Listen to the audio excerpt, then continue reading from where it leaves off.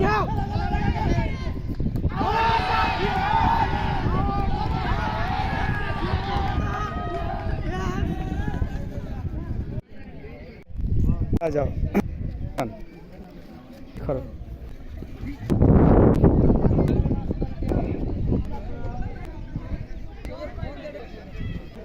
হ্যাঁ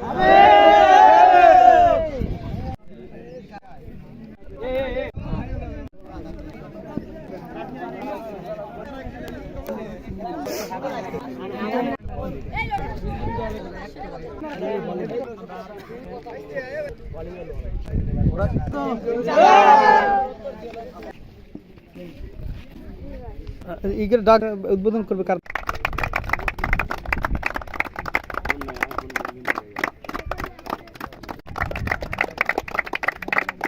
দুই দলে কি ভালো লাগতেছে বুঝছো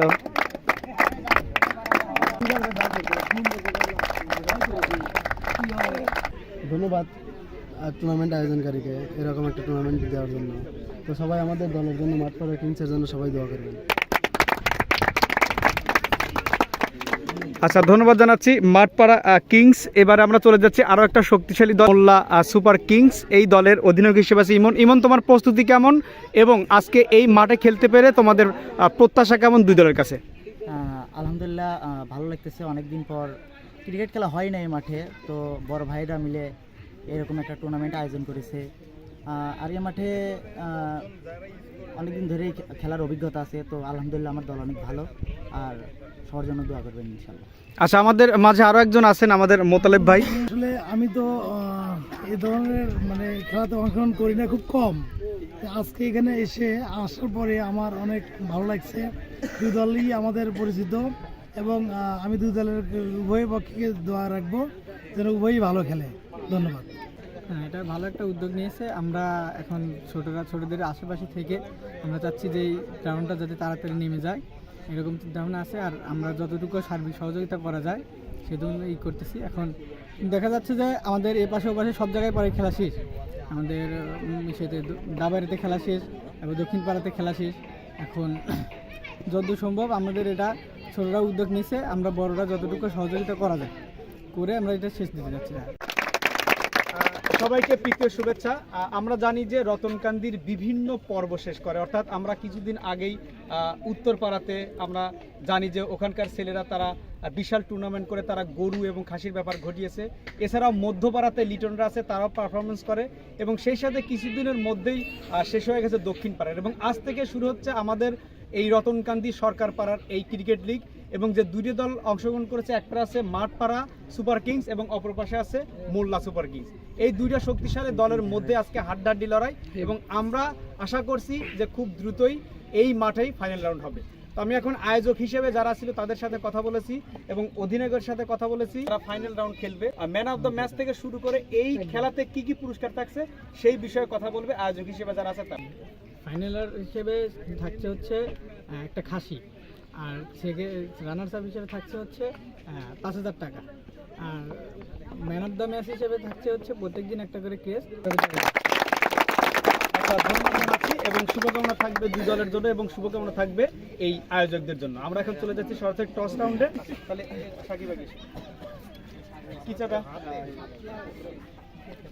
শাপলা আর হলো সেটা।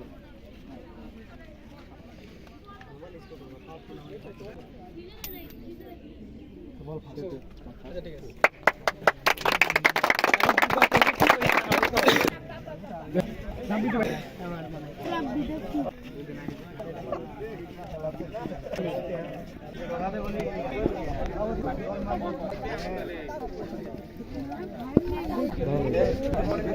আজ থেকে শুরু হলো রতনকান্দি জুনিয়র লিগ। রতনকান্দিতে বিভিন্ন খেলাধুলার মধ্যে থেকে সবচেয়ে অন্যতম একটা জায়গা ছিল এই মাঠ। বিভিন্ন পাড়া থেকে এসে এই মাঠে সবাই জড়ো হয়েছে। এখান থেকেই শুরু হয়েছে হাতেখড়ি ক্রিকেট খেলা, এখান থেকে শুরু হয়েছে ফুটবল খেলা এবং এখান থেকে বিভিন্ন রাউন্ডের খেলা।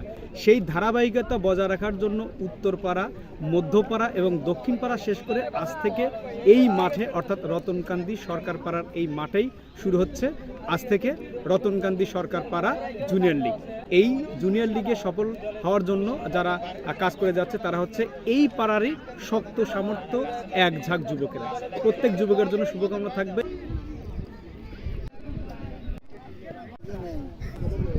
এইসব চারা করলো যে ওরা আউট হচ্ছে তার কথা বলবে না। তোমরা যে দুজন যেটা বলবে ওই দখল খেলায় চলবো, এটা নীতি ঠিক মতো করে দাও। এটা খেলার বিষয় আছে, খেলা দেখতে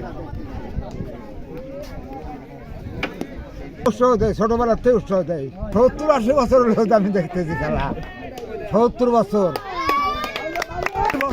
খেলায় ক্রিকেট ক্রিকেট। কিন্তু অনেক মুরব্বীরা তো ক্রিকেট বোঝে না, কিন্তু আপনি ক্রিকেট বোঝেন। আমি টিকিট বুঝি খেলা সুস্থ হলে দেখাইবে আমার যা কোন প্লেয়ারটা ভালো খেললো, কোন প্লেয়ারটা কি করলো, এই জিনিসটা আমরা চেক দিয়ে দেখবো।